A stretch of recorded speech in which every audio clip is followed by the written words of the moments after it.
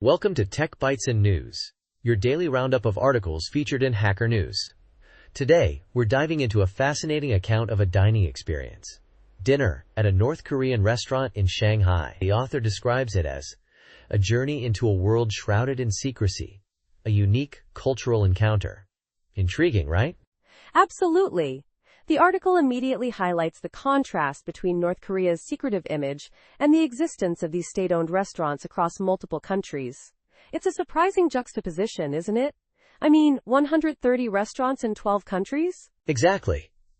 It's a fascinating glimpse into a different aspect of North Korean society. The author's visit to the Pyongyang Koryo restaurant in Shanghai is described as a covert operation, almost forbidden, adding to the allure. They mention the restaurant's deliberate absence from online platforms like TripAdvisor, making it even more mysterious. Almost like a secret society. And the location itself tucked away in the Tongmao Hotel, almost hidden in plain sight. The author notes that even the hotel doesn't advertise the restaurant on its website. That's quite remarkable, isn't it? It speaks volumes about the restaurant's unique status. Yeah. The description of the restaurant's interior is striking. The author describes it as a step back in time, not just to the 80s, but even further, to the 50s. The staff's appearance, the hairstyles, makeup, and attire all contribute to this time warp effect. It's like stepping into a vintage movie set. I see. But despite the dated aesthetic, the author emphasizes that the waitresses were stunning, young, educated, and well-mannered.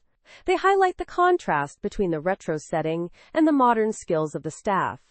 It's a fascinating blend of old and new. Precisely. The author's interaction with the waitresses reveals a lot about their situation. They're from elite families, working there as a form of national service, learning Mandarin from their customers. The "customers are our teachers" quote is particularly poignant as a statement. It's a powerful statement about their adaptability and resourcefulness. The no photos rule is also interesting. It reinforces the sense of secrecy surrounding the restaurant and, perhaps, North Korea itself. The author's attempts to discreetly take pictures add a layer of playful tension to the narrative. It's a bit of a cat-and-mouse game, isn't it? Yeah. The food itself is described as traditional Korean cuisine, but not quite what one would expect from a modern South Korean restaurant. It's more reminiscent of the 60s, with dishes like black rice, barbecued prawns, and marinated beef. The author mentions the absence of the DIY aspect common in South Korean barbecue places, a very different dining experience. The entertainment aspect is equally unique. The show, starting around 7:30 p.m., features a blend of Korean folk songs, Chinese songs, and even tap dancing and folk dances performed by the waitresses themselves. It's a full-fledged performance. The author describes it as a bizarre but captivating experience. Absolutely.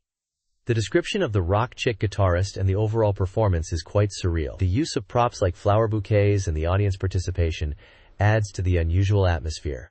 It's a far cry from a typical restaurant experience. It's almost theatrical. The article concludes by emphasizing the high level of service and the overall unique experience.